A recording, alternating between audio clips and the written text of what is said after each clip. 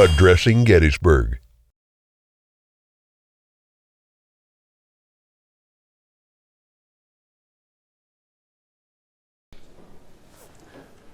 Well, we're right on time. Come on down, folks. Have a seat. I'd like to take this opportunity to welcome you to our winter lecture here. My name's Tom Holbrook, a ranger here at Gettysburg. That's fairly obvious to everyone. And for the next hour, we're going to delve into the museum collection and bring out some artifacts that we have here at the table. And the title of the program is If These Things Could Talk. I always said years ago when I started the program, if these things could talk, it would freak me out. I would just be really nervous. And who knows, maybe today, the way I feel, they might be talking a little bit. What we have done is we've selected some artifacts, and I have a PowerPoint here that I'm going to show you and go over and tell some of the stories behind these artifacts. One thing I really like and enjoy about this program, share with y'all, is that artifacts are a tangible connection to our past. We can read books, we can look at pictures and so forth that help us discover our past, but artifacts are the true tangibles that can take us back, that we can feel, we can see, and we can absorb. So one thing I do like about this program, and I've always liked that, is that these artifacts are very, very tangible connections to our past. So let's get right into it. The selected artifacts that we have are up on the table. After the program, you're all invited to come down, take a closer look. Unfortunately, the artifacts that we've selected this year are either behind glass or not able to be picked up because they're too delicate. So in the past, we've had some weapons that you're probably all familiar with, that you put it on some gloves, you can pick them up and you can look at them. But these artifacts, you can take a nice closer look after the program. The first tangible I'd like to introduce you to, one of Major General John Sedgwick. Now, a little bit of the history of John Sedgwick, very famous commander, Major General in the Federal Army during the American Civil War. He was born in Litchfield, Connecticut. He attended West Point, as you can see, graduated 24th in his class, about midway in the class of 50. He was commissioned second lieutenant in the U.S. Army and U.S. Artillery, and served in the Seminole War. So he was very experienced by the time he came up through to the American Civil War. You can see his Mexican service there.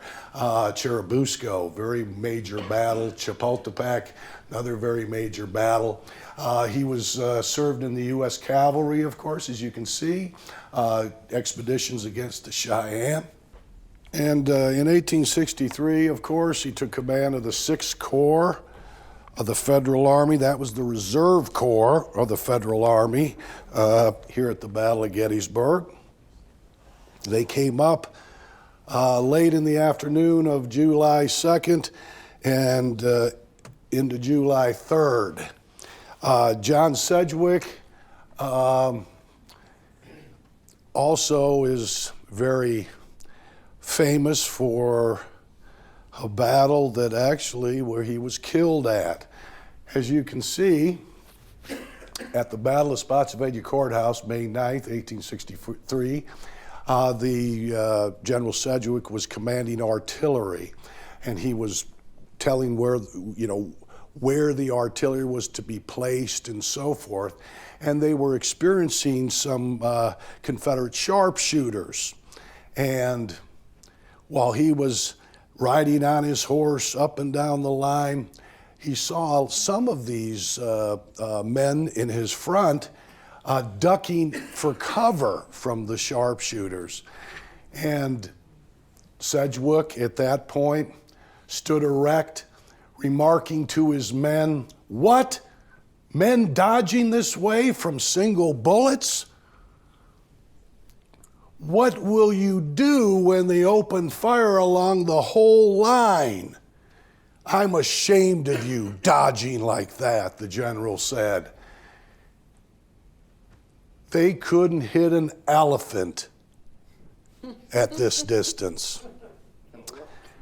Seconds later, the general lay dead, victim of those sharpshooters here at Gettysburg. So one of the interesting points about General Sedgwick was we often think of his death, not so much of his life and what he contributed to the Federal Army. Pre-war, and of course during the American Civil War, but he's most famous known from his comments about the sharpshooters couldn't hit an elephant at this distance. What we have that connects General Sedgwick is his sash, and you can see the sash right here. Sashes, military sashes that go around the waist, usually on top of the sash is your waist belt and sword and things, go back centuries. The Romans used different types of sashes for rank purposes. Of course, the British Army, the French Army, most armies did, and of course the American Army adopted sashes for rank. The buff, or the white sash, if you will, is an officer's rank. They had blue sashes, they had red sashes for different officers, different levels of officers, but also for what type of duties they were going to perform. For like an officer of the day might have donned the red sash so the other officers know that he's the one in charge for that day. So they can have a lot of different functions. And we have John Sedgwick's officer sash. It's behind glass, you can't touch it, of course, very delicate. But like I said, the American Army is no different than many armies around the world. We just build on other armies throughout the centuries. And having those officer sashes pointed you out from in battle. So they go and date back generations. Okay, does anyone have any questions? I know we're moving along here about General Sedgwick. What's it made out of, and was he wearing it when he passed? It's silk. It's silk. We don't know. Quite likely he was not wearing it the time of his death when he was wounded there in the head at Spotsylvania. But the provenance on it isn't that strong, but I would kind of guess that no. A lot of those generals in the American Civil War, they would don, kind of like General Grant, just, a regular tunic and maybe a waist belt, but all the other accoutrements when you get into battle, especially ornamentation, things like a sash might not have been worn. Well, very good. You can come up and get a closer look. Yeah, that is made of silk. Another general we're going to talk about is one that's maybe not as famous. People haven't heard of him as much as you heard of John Sedgwick, and that is General John Robinson. John Robinson, in my estimation, was one of the unsung heroes of the American Civil War. He was a long-serving officer. He was very efficient. He commanded a brigade here at Gettysburg. He was very, very well appointed in the Federal Army, in the U.S. Army before the American Civil War, and highly thought of. He was born in New York in Binghamton in 1817 and was a failure at West Point. It's kind of ironic. He became a very stellar commander during the American Civil War in particular, even though he was a kind of washed out at West Point. He enlisted in the U.S. Army quite early in 1839, was commissioned second lieutenant in the 5th Infantry. So somebody must have recognized something in his personality that would make him a good officer. In the opening days of the American Civil War, found him in command of Fort McHenry, where he negotiated with pro-Southern parties to leave the fort and garrison alone till the city could be secured by additional federal troops. That's, I think, a little bit ahead there. Hence my estimation, a very, very good commander. Elected colonel of the 1st Michigan Infantry in 1861, he was promoted to brigadier general and commanded a division within a year. So that goes up a lot. I mean, when you're commanding a division within a year, only a severe wound at Spotsylvania Courthouse would remove him from command. Now, at the Battle of Gettysburg, John C. Robinson was I believe, a division commander. I think I spoke that he was a brigade commander. He was a division commander in the 1st Corps. He was highly thought of by the commander of the 1st Corps, John Reynolds, thank you, Pennsylvanian. And he was the first on the field here at Gettysburg for the infantry. Robinson's brigade came up. They held the line against a lot of Confederate attacks that first day until the rest of the 1st Corps could come up and join them. So John Robinson is credited with being the first large body of infantry on the field here at Gettysburg. But that is not his only claim to fame. Like I said, John Robinson, kind of one of those unsung heroes that very few people have heard about, but a very good commander, very good organizer, very, very highly rated by his superiors. People thought very highly of him. General Meade spoke of him after the Battle of Gettysburg. I can't remember the exact quote now off the top of my head, but was very, very proud of his performance here at Gettysburg, and fought throughout the battle and continued to fight throughout the American Civil War. What we have is actually his commission, and we have John Robinson's commission. Matter of fact, we have a number of commissions. This one, I believe, as Major General, the last commission that he received. And of course, this was instituted by Congress. You had to get a congressional approval, so to speak, to receive officers' commissions in the Army. They were they were kept and very, very part of the people's lives. They usually put them in a container of some. This is a thin metal container that they would roll up, and they'd have their name on it and so forth, and the date of the commission. Sometimes dates of commissions could come into play during battle. If your date of commission was dated before another, let's say major general, then of course you would be in charge, so to speak. You would be in charge over the other major general whose commission is dated later than yours. And something happened here at Gettysburg that kind of caused some confusion, especially on that first day. After John Reynolds was killed on July 1st, Abner Doubleday took command.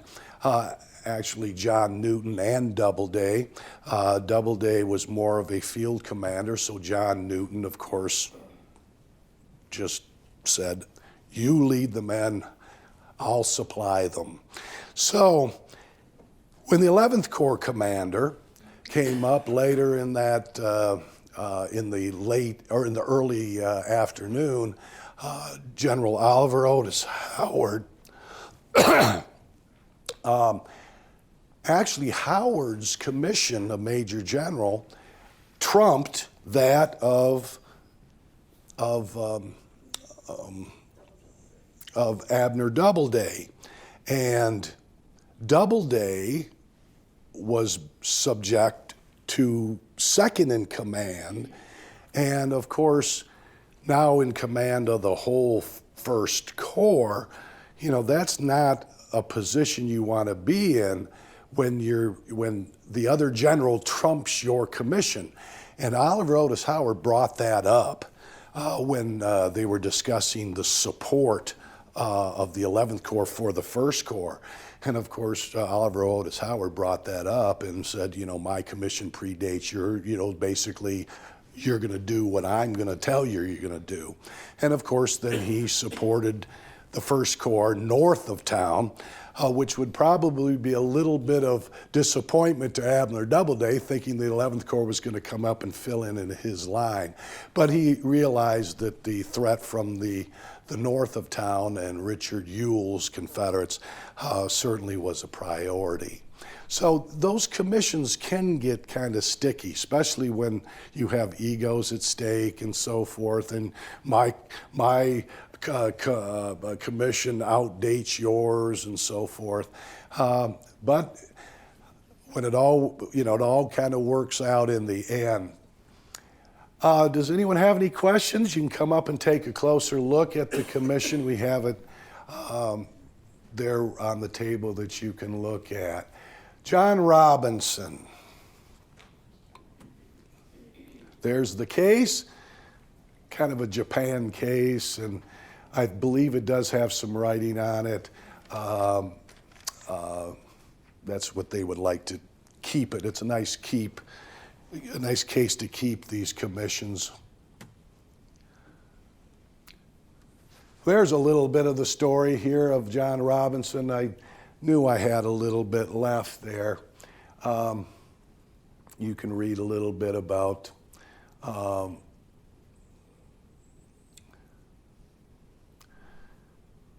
that's very important. I left out that he was awarded the Medal of Honor for his gallantry, which was no small feat. And he continued to serve in the regular army for a number of years. So just one of those old soldiers that just kept on going. Here's another soldier that just keeps on going, Henry Halleck. Now, a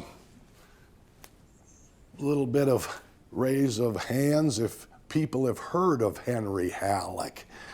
Most of you, the hands go up because you are immersed yourself in the American Civil War, and Henry Halleck was basically chief of staff in Washington, D.C. He was kind of the George Marshall of the day, and he was there to, you know, advise Abraham Lincoln and so forth.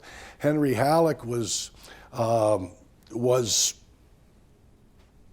some people say was very good at his job. Others people said he played favorites with his generals and so forth.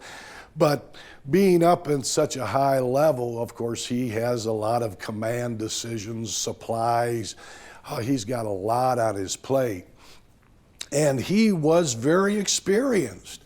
He was a veteran of the war with Mexico. They nicknamed him Old Brains, and you can probably look at that photograph and see that dour look on his face, and you can imagine he's always thinking. So Old Brains served as chief of staff to President Lincoln. He oversaw all the Union field operations and was a master in administration and delegating logistical efforts. Grant's promotion to lieutenant general in command of the armies subjugated Henry Halleck's role to a subservient role. That's very unusual. General Grant, I think it was February of '64, when President Lincoln named him General of the Armies. No one had that title since George Washington. And so Grant was in charge of then the logistical and all the things that Henry Halleck would do. And of course, Henry Halleck, who had led the war up to that point, being advisor to Abraham Lincoln, I would imagine Old Brains wasn't too happy about that. But he was a good soldier, and he fulfilled his duties as requested. In August of 1865, just at the end of the war, Halleck was given to command of the new division of the Pacific. He was a very good organizer. The country was divided into different departments and so forth. And of course, the division of the Pacific was a very good command. Located, the headquarters at the Presidio there in San Francisco was considered a very, very good command to have. Unlike the Department of Texas and some of the others that were a lot of problems going on. So, not only with the Native American tribes, but you had problems with Mexico and so forth. So anyone that commanded one of the other departments, particularly in the southern states during Reconstruction, you had a lot on your plate. But the Department of the Pacific was kind of like a resort, considered a resort for a lot of these men. And his administrative skills were very much appreciated when Grant took the office of president, and he was appointed military commander in the Division of the South. Now, remember, 1869, 1870, there's still Reconstruction going on, and it was a very delicate situation. And Henry Halleck was able to carry on those responsibilities, those delicate situations, very well, and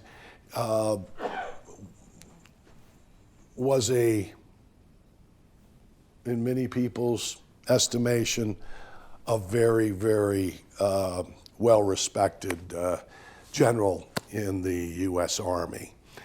We have Henry Halleck's watch. Now, a watch is a very personal thing. This particular watch, not necessarily what I've been told an expensive watch, but those kind of presentations, like presentation swords, presentation watches, that was kind of the norm a lot back then. Henry Halleck was presented this watch by his staff officers in 1867 before he left for the Presidio out there in California. We have a number of watches in our collections that are engraved to various people, and Henry Halleck is one of the most recognizable names. How we came about it, I don't know right offhand. I'd have to look up the provenance on it, but for those of you that are interested in watches, it does not work. The mainspring has been broken long ago, and of course, being a historical artifact, particularly related to Henry Halleck, we're not going to have it fixed anytime soon. So, but you can come up and take a look at it, those of you that are into timepieces and so forth, and kind of a real tangible thing. You can just imagine that Henry Halleck, kept that in his, watch pocket of his uniform all those years when he was serving in the U.S. Army. Anyone have any brief questions? I know we're going by this pretty quick. It's not going to be an in-depth on Henry Halleck or John Robinson or an in-depth on John Sedgwick, the generals that we talked about. But does anyone have any questions that I can try to answer for you? Yes, ma'am. Do we know who the manufacturer, who made the watch? Yes, we do. We can look up there. I don't have my notes with me. I usually have them with me. It says on the face of the watch? I think so, yes. I apologize for not having those. I forgot a lot in the last few days. So any other questions as we go? I'll check my watch. Okay. All right.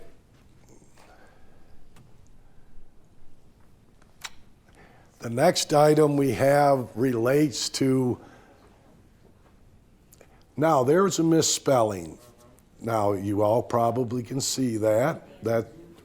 That's related to my skills. Not ander, but just replace that D with a B. This is the felt hat worn at Gettysburg by General Abner Doubleday. Now, General Doubleday, we can get a little bit into his history, was a very, very respected general in the armies, especially before and after the Civil War. He commanded Fort Sumter. You all know that. People have said that he had a hand in inventing baseball, being from Cooperstown, New York. So he's quite a famous person here at Gettysburg. We have the very actual hat that a soldier actually wore, general like Abner Doubleday here at Gettysburg, which is very, very rare. Usually the provenance on a lot of these artifacts, we might know it belonged to them, but like the sash there of General Sedgwick, we know it belonged to him. Whether he wore it or not, where he wore it, we don't really know much beyond that. But this one has the provenance so well that it was provenanced to Gettysburg here during the battle. It's just black felt, simple, rib silk tape sewn to the brim, a velveteen insignia of 2 stars for Major General. In the front, 2 small Burling 5-point stars. There's no sweatband, there's no lining. It was found on Seminary Ridge. So sometime during the battle, that first day, Abner Doubleday lost his hat. And you can imagine with the fighting that was swirling around that first corps, especially after he took command from John Reynolds, you can imagine he didn't lose more than just his hat. Does anyone have any questions about the hat? You can come up and you can take a real nice close look. This hat, however, if you can fit into these gloves, I might be able to lift it up and you can take a look inside it and take a nice closer look. But that one, I think we can do that with.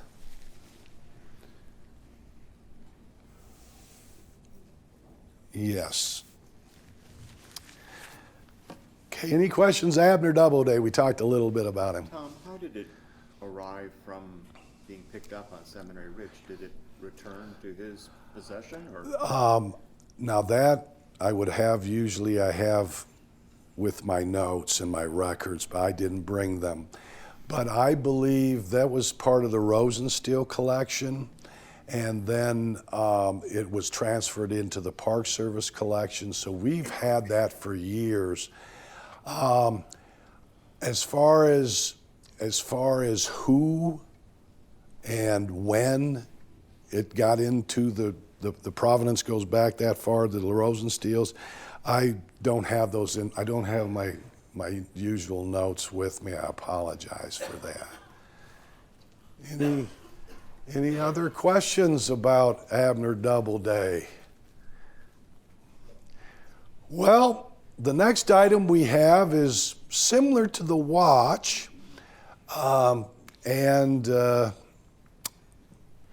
this item that we have here relates to George Burling. Now, George Burling, he commanded a brigade of troops here at Gettysburg.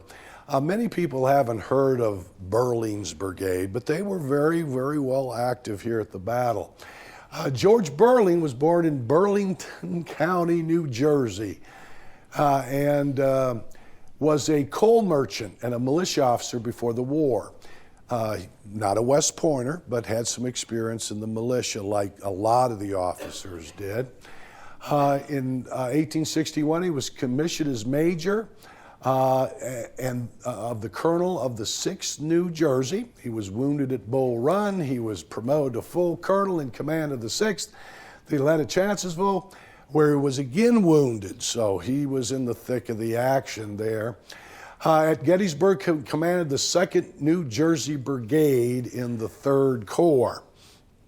So he was very active on that second day. The 3rd Corps, of course, February 18th, Matt Atkinson will tell you all about their illustrious commander, Daniel E. Sickles. On the afternoon of July 2nd, the regiments of his brigade were detached to various parts of the field, many of them around a little place called the George Weichert Farm over by Little Round Top.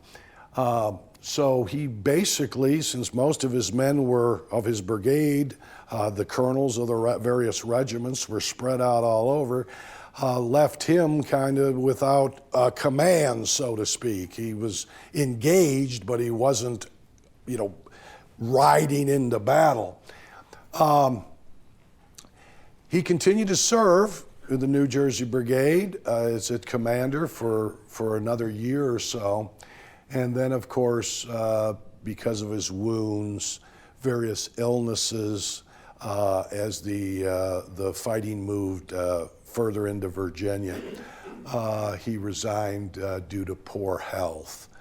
But George Burling was a man that, I remember from my notes, that was very highly thought of people under his command.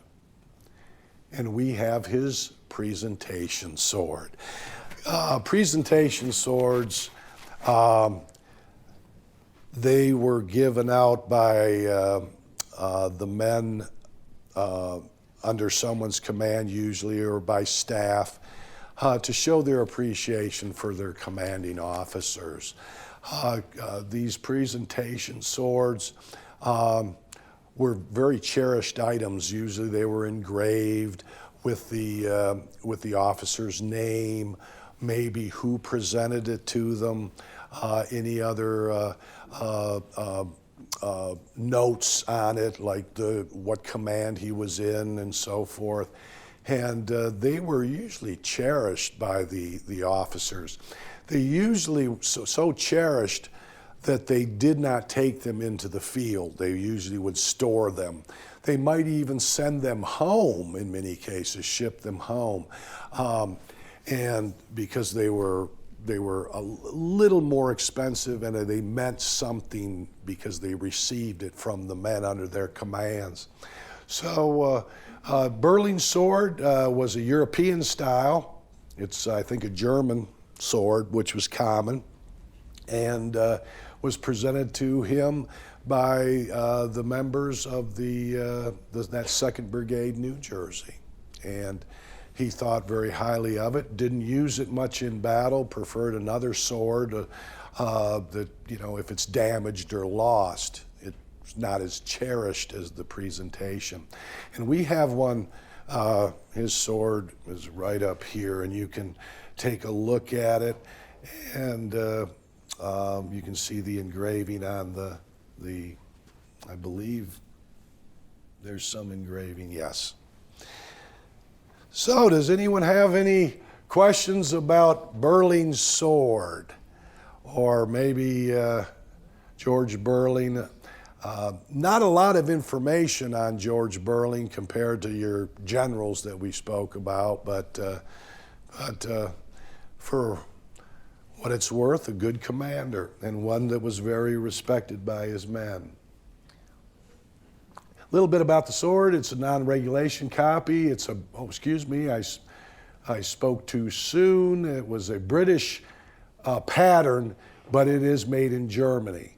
Hundreds of these swords were imported in the United States. They were a good serviceable sword. They weren't very expensive compared to some of the American swords. They were very rugged, lightweight, contained a metal scabbard. The small disc was a proof mark on German swords, as you can see up here, right up here. You can see the proof mark up by the hilt there.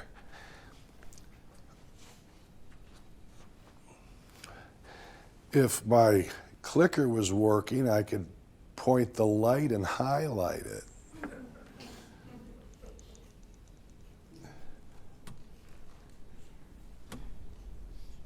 Ah, now you say, now we come to the good stuff. The one of the kind, there's never going to be one like it. You say, well, there's a lot like it, but it's only goes to the man, it's himself. We have in our collection the actual Medal of Honor we have up on the table here of Alonzo H. Cushing. Now, Alonzo Cushing, the commander of Battery A of the 4th U.S. at the Battle of Gettysburg, was up by the angle of the stone wall here at Gettysburg. And in the afternoon of July 3rd, after the big bombardment between the Confederate artillery and the Federal artillery up on Cemetery Ridge, General Henry Hunt ordered his guns to pull back to a more defensible position.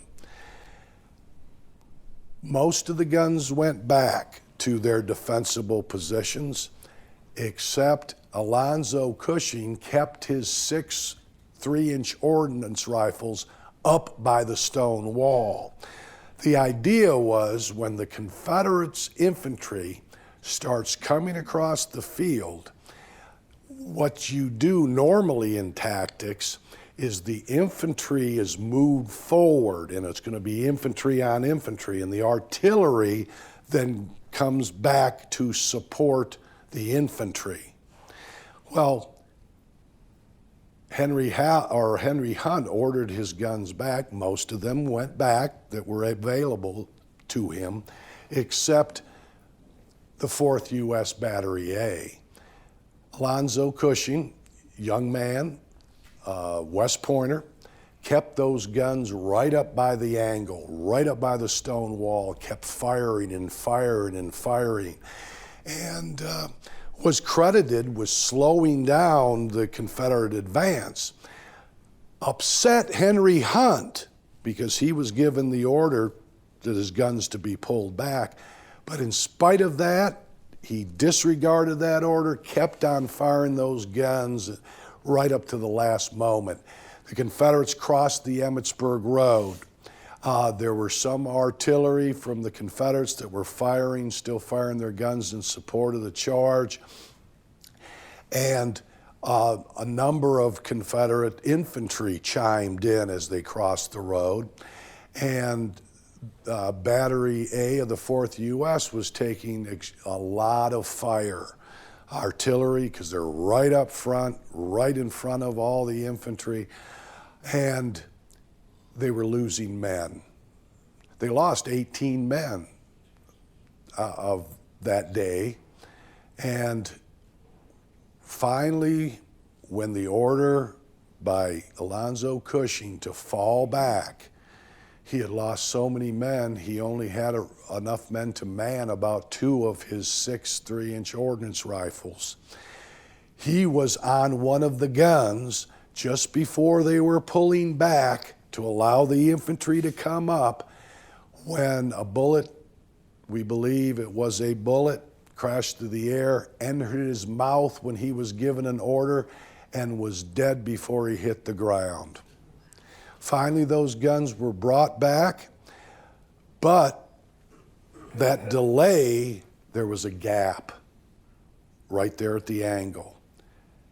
John Gibbon, an old artilleryman, saw this big gap, so he rushed Alexander Webb's Philadelphia Brigade quickly into that gap and basically sealed it off. Not until about 200 Confederates under Lewis Armistead broke through, and the Philadelphia Brigade came up and secured most of them as prisoners of war. Alonzo Cushing, people like Henry Hunt probably viewed him as someone that disregarded my direct order. That's not good. But as the years went by, many people started recognizing, a lot of military folks, that what he did in slowing the advance of the Confederates by staying up there right in the front, not having the infantry go up, but he being right there and holding his ground, actually was one of the turning points of July 3rd in Pickett's charge. His battery and those 2 guns that he was manning right up to the end actually helped in defeating the charge itself. And as the years go on, more and more people came to the realization that even though he might have disregarded his orders here at Gettysburg, he paid with his life, but he also contributed to the great Union victory that was Gettysburg. And so finally, after much lobbying, due to a lot of, not only the state of Wisconsin, where Lieutenant Cushing was from, but also from people in the War Department, finally on November 6th, 2014, in a White House ceremony, Alonzo Cushing was awarded the Congressional Medal of Honor. Some family members were present, and they donated his Medal of Honor to our collection. So we've got one of the very, very, even though a newer version of the Medal of Honor, doesn't matter posthumously or not, we have it, and you can come up and take a nice close view. Alonzo Cushing's Medal of Honor. Does anyone have any real questions, quick questions about that?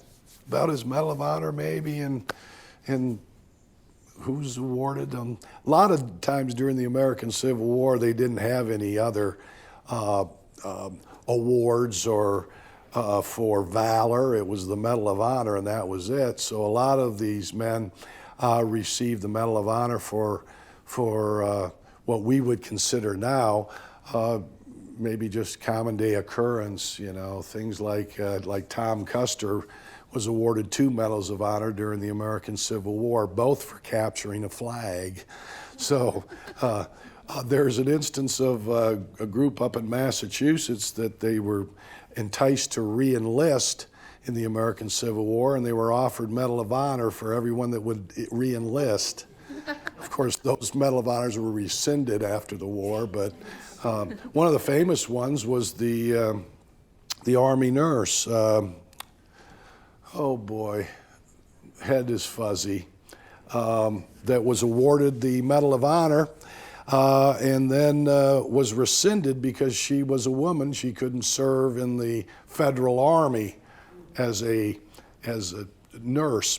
And finally, Jimmy Carter in 1977 said, no, she deserves the Medal of Honor. And so they basically gave it back to the family. Of course, she never relinquished it, so she always had it in the family's possession.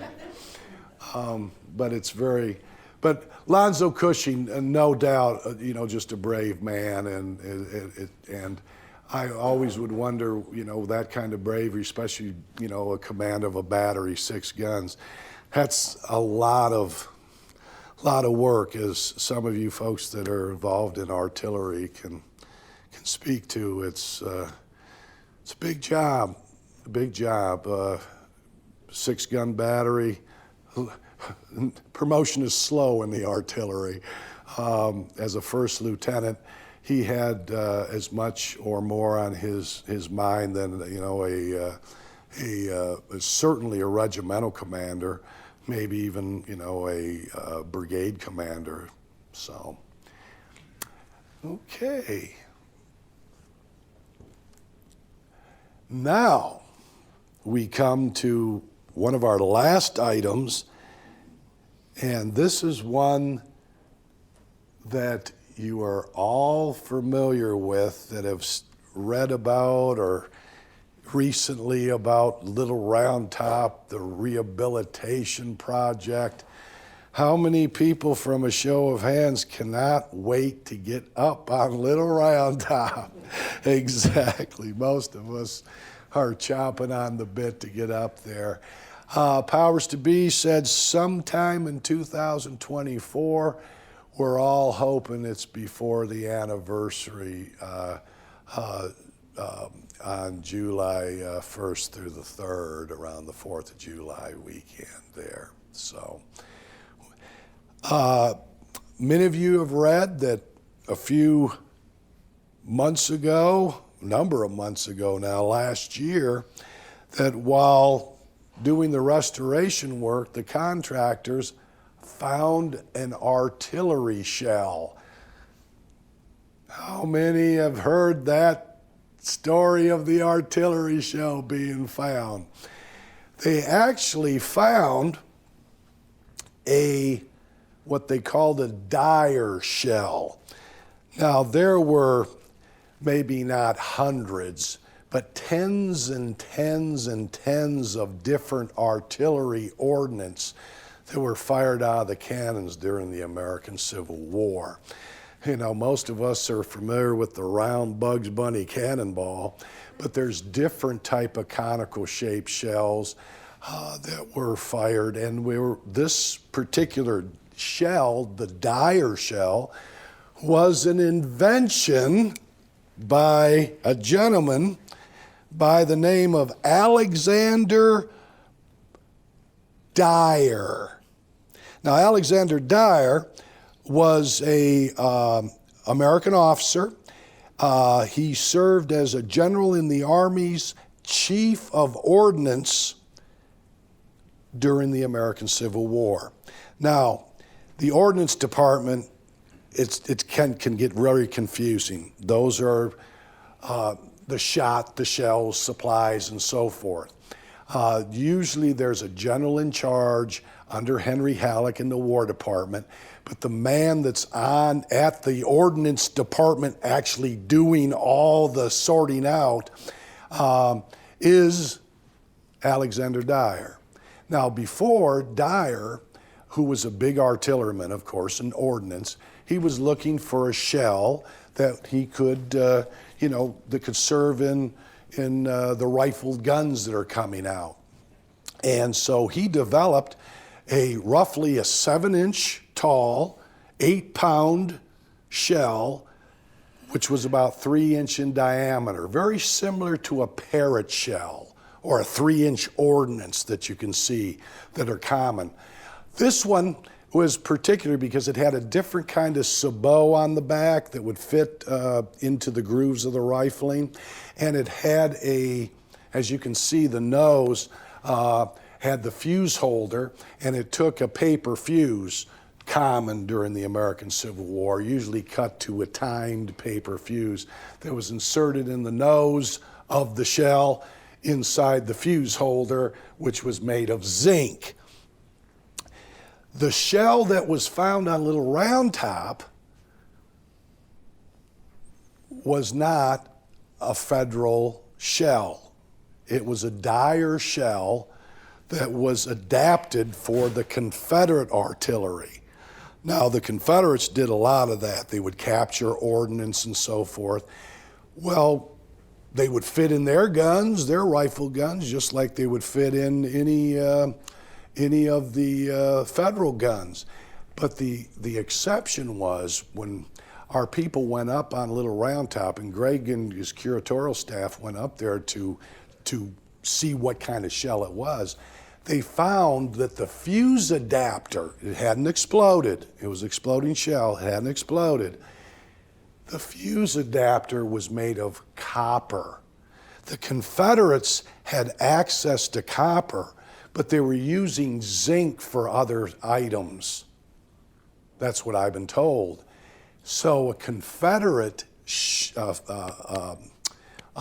adapter made of copper makes a lot of sense. And the location when it was fired undoubtedly came from the direction of Riley's battery over on Warfield Ridge area of the park. It didn't explode. Fragments were recovered by our archaeological staff after the 55 armies at Fort Belvoir, Virginia, blew it up. In other words, it had to be blown up. There's not going to keep it in the collection, take the risk of that unstable black powder becoming stable again. So that particular shell was blown up, and we have some of those shells in our collection. However, we have number of Dyer shells in our collection. I'm not going to say into the hundreds, but we have a large collection of ordnance in our museum. I've been down there, been fortunate enough to be down there, and shell after shell after shell, almost any type. And we do have a number of Dyer shells from the American Civil War, of course, not ever been used. But so if anyone asks you, have you seen some of the parts that still exist that we were able to scrounge from the Army Ordnance when they blew up the shell? We have those right up front on the table. You can take a nice closer look. So you're some of the few people that they're going to go right back into the collection, probably not see the light of day. So this way you can brag to your friends. Yeah, even though Holbrook was kind of flippant and he didn't make much sense, we did get to see some fragments of the actual shell that the Army blew up that came out of Riley's battery and ended up among the rocks of Little Round Top. Does anyone have any questions? We've got someone in the audience that's what I would consider, I've worked with for years with his battery, living historians. We've got someone that's excellent on artillery, very, very proficient and very knowledgeable. So, well, I can have my days when it comes to artillery too, but he's very, very well versed in it, Greg Coco. Greg, why don't you raise your hand? There he is. So if you have any really in-depth artillery questions, tell you what, I've always relied on Greg. He's a good man. Does anyone have any questions about maybe that shell or artillery in general? Yes, sir. I have to tell you from a collector point of view and other people when we learned about this, that why wasn't it just defused? If you went all the effort to save the pieces, why didn't you just defuse the thing and keep it, even though you have hundreds of them? I'm sorry you have thousands of pieces. Yeah. I really can't answer that. I don't want to get anybody into trouble or go off on something that I don't know that much about. Federal unexploded ordnance on federal property has to go through a procedure, and usually they don't mess around with it because, the 55 bomb disposal unit, you know, they're not into Civil War. They don't know much about all they see is a shell, and you know, it takes, I think, more than, I'm kind of going on a limb here, but it probably takes a lot of basic knowledge on how to do it properly, to disarm it. So I think the answer, being on federal property for them, is basically, I don't know if the policy is just destroy it. I'm sorry. It's not, it's something common. We have them in our collection, so it's not going to be something that's, you know, one of a kind. You wouldn't blow up Burling's sword, but, you know, but certain things, I know I'd sound flippant, but I apologize. I really don't know why. That black powder is highly unstable, though. When it gets underneath the ground, it gets used to that environment. And then when you bring it out of that environment into, say, the light of day, then it's in a new environment that it doesn't really, it takes a while for it to get used to that environment, and anything could happen. Quick story, years ago, I was called by the Evergreen Cemetery people. They had a Confederate Mullane shell that they had that was fired off Benner's Hill. And they said, we don't know, just a shovel. We were digging around it, going around the grave, and we found it. So it was in the summer. I went out there, and I came through the gate, and there's a young man with a, what do you call it, one of those wheelbarrow. God, thank you. I'm delirious. And it was full of dirt. And I said, yeah, I'm here to look at the shell. Oh, yeah. He reaches in, picks it up like this, and he said, what is it? Confederate, or he says, is it a shell from the Civil War? I said, yeah, it is. And I got close enough. It was fused, just like this one. Oh my God. And I said, well, you know, this is a fused shell. It's got, you know, powder, you know, probably a pound of powder on the inside of it to make it blow up. I said, well, I don't see any fuse. Well, it's not like a Bugs Bunny cannonball fuse. I said, it could be a percussion fuse, which it has to strike something to blow up, or it could be a paper fuse. I don't know. I said, from what I compared it with what I had in a little notebook, I said, I think what you have here is a Confederate Mullane shell. And he said, all right, so you think it's dangerous? I said, yeah. He goes, and he takes it. He says, so I shouldn't be handling it. I said, probably not. What do you want? What should I tell the boss you're going to do with it? I said, they're probably going to destroy it. He said, oh, that's too bad. He then flips it into the wheelbarrow. And I'm going,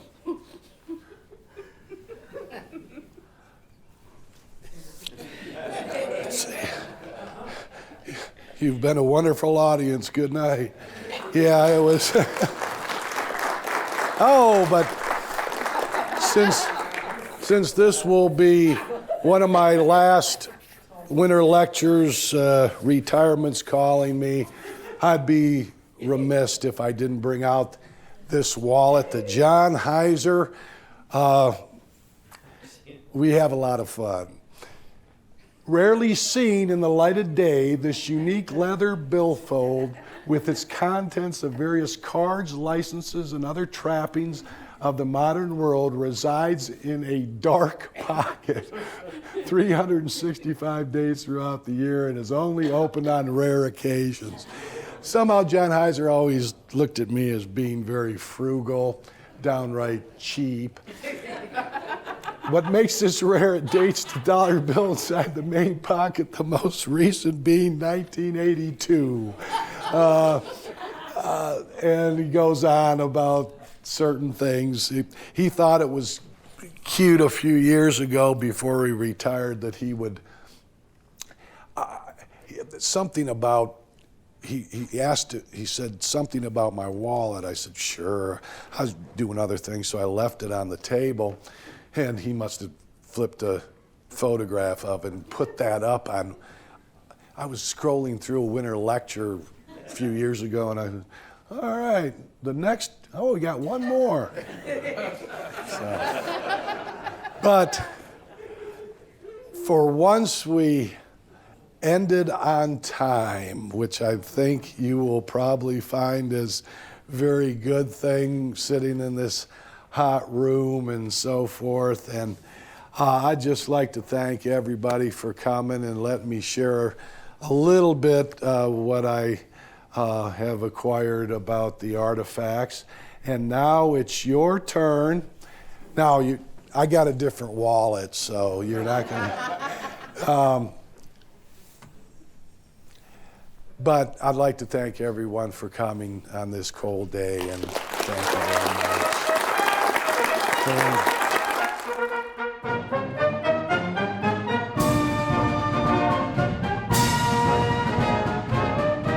I like one of the Spencer carbines in the Spencer Blakesley cartridge box. We don't have it on display. That's my favorites. They're in the museum. I did a winter lecture on the Spencer, and we have one of the cartridge box that holds the 10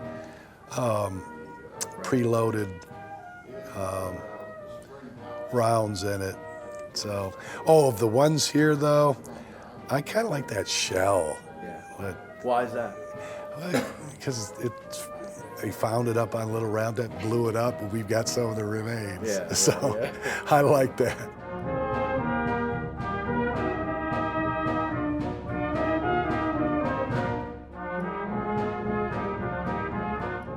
Oh, about 37 years.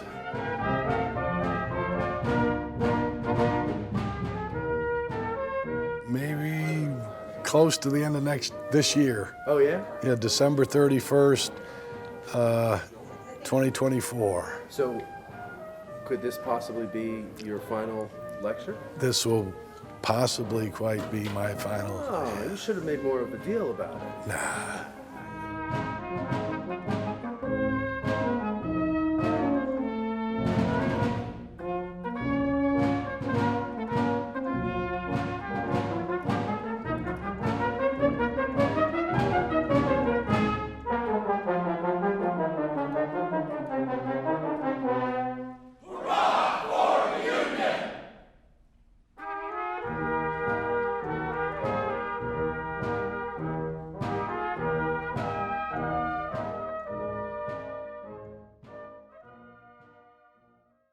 Cool.